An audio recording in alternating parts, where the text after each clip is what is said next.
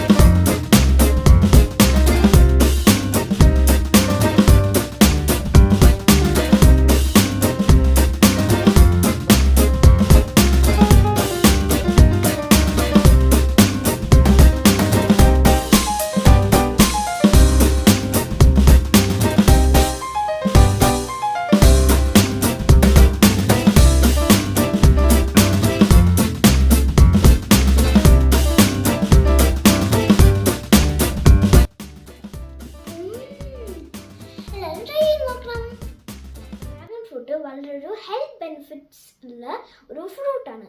നിങ്ങൾ വീട്ടിലെല്ലാവരും ട്രൈ ചെയ്ത് നോക്കണേ. ഇത് ഭയങ്കര സ്വാദുള്ളതാണ്. നിങ്ങൾക്ക് ഇഷ്ടാവുമെന്ന് എനിക്ക് ഉറപ്പാണ്.